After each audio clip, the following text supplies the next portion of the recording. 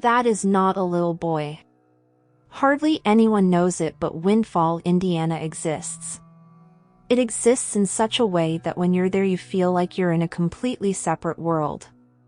No shops, no restaurants, no anything. Just a gas station, a bar, a post office, and some dirt roads. It has an energy to it. Like you can feel a thickness in the air that offsets your intuition. It makes a human being's natural senses spike, like an animal who knows a predator is nearby. At least, that's how I personally feel about it. The entire place is off-putting. The people aren't much better either. I was only 13 when we moved there.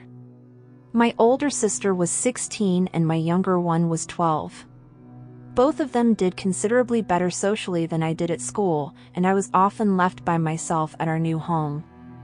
Mom was working quite a bit and often stayed after hours. She said it was because we needed the money, and I'm positive we did, but I think it was more so to keep her mind off the divorce. The new house was small, a 3-bed 1-bath with a dining room and a living room. We had a fenced-in backyard and a muddy lawn with an old tree sagging over it.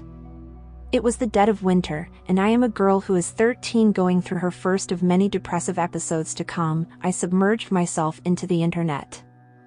I came home every day to an empty house, made myself a snack, and planted myself on the couch to get lost in a YouTube rabbit hole until my eyes hurt. We'd only lived in the house for a couple weeks, but I was beginning to adjust to a new life. Sure, I didn't like Windfall, but I wasn't afraid of our house. School was miserable, but I cherished my time to myself. I felt as if I was getting a small taste of the adult life 13-year-old me was so eager to have. I wasn't scared to be alone. Until I caught sight of him. Sometimes in my YouTube crusade I'd get distracted by the TV and my laptop screen would fall asleep. I'd look down and jiggle my mouse and get back to it. But this time, there was a small shape standing behind me, in the doorway of my mom's bedroom. Just a short apparition with noticeably spiked hair. He didn't move, but the hair on the back of my neck stood up straight and my skin began to break out in goosebumps. As quick as he appeared, he was gone. I hadn't turned to face him, but I knew in my heart it had to be a little boy. I wasn't afraid of him, the house was old and I felt that maybe he was just curious. I didn't get the feeling that he was bad or that maybe I should fear him. He just surprised me was all. It became normal to see him. Most times he was in the reflection of my screen. Other times, I'd look up and see him leaning against the doorway of the dining room. He was never in color, only a black shadow that faded away as soon as I blinked. I didn't want to tell my sisters or my mom. I'd been getting horribly bullied at school nearly every day and I felt if I were to say something, they'd make fun of me or simply call me crazy. I didn't want them to think I couldn't handle being alone. Anyways, he was harmless, at first. Soon, he began to peer closer to me or things in the house would fall over mysteriously. Cabinets would slam shut or the TV would turn off. Curtains would sway as if someone had run their hand through them. I'd just blare my headphones and stay put on the couch, staring at my laptop and praying that somebody, anybody, would come home. I'd see him and my face and palms would begin to sweat. I started to feel like maybe the curious spirit maybe wasn't so innocent.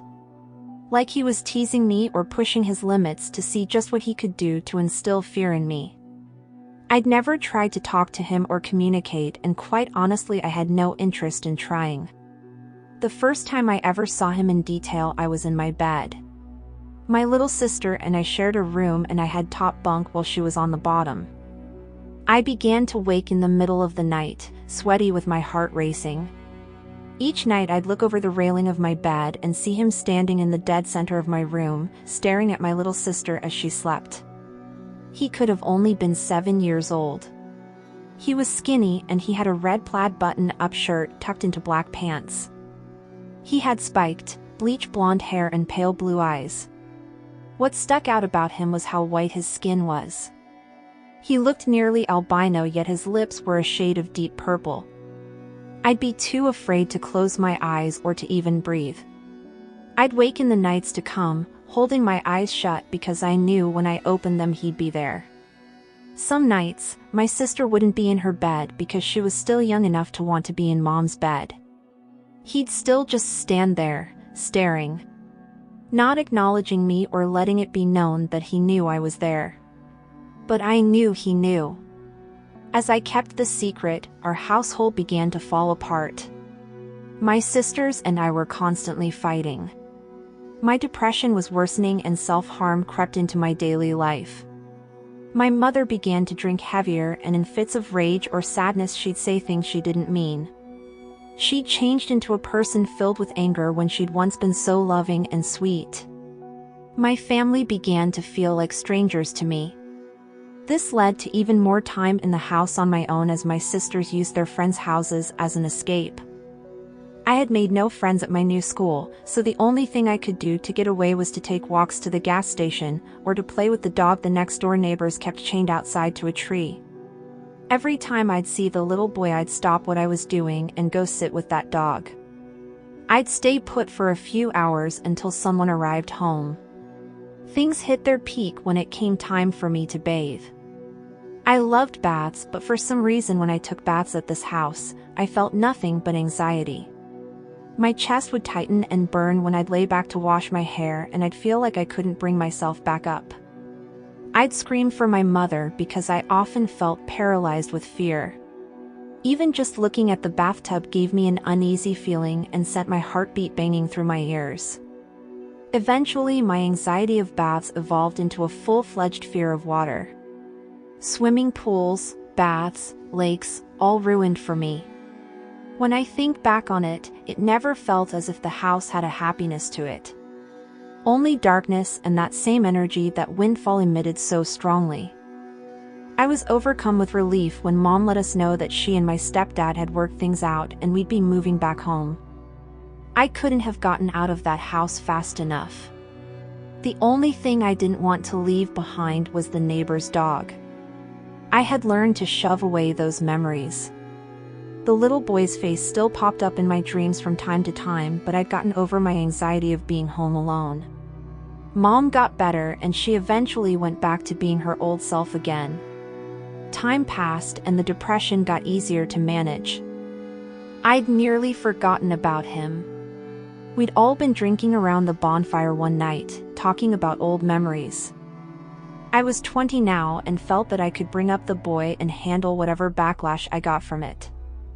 I asked my mom if she remembered the house and if she ever saw anything there. Oh, for sure. That place was haunted, were her exact words. Yeah. My older sister chimed in. There was a little boy there, but he was not a little boy. I felt my heart drop to my stomach. He was evil. I'd always see him running around the dining room table or standing in Mom's doorway. That's why I was always at Olivia's, because I hated that house. She continued on. I told them my story, all of it. I told them why I'd suddenly become so afraid of water and why I hated being alone. It wasn't just him, there was an old woman there too, my mom said. She'd stand in the dining room and tell me to get out of her house. I'd wake up in the middle of the night and she'd be standing at the end of my bed staring at me.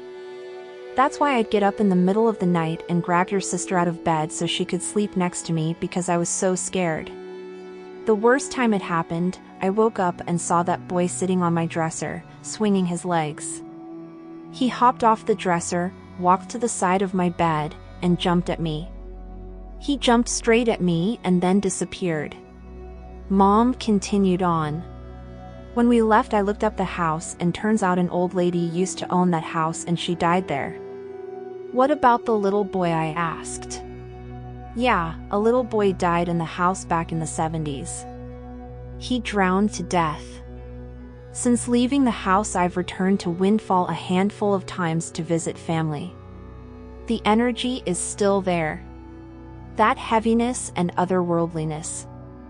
As years go on, more and more ghost stories emerge from Windfall and the people who've lived there.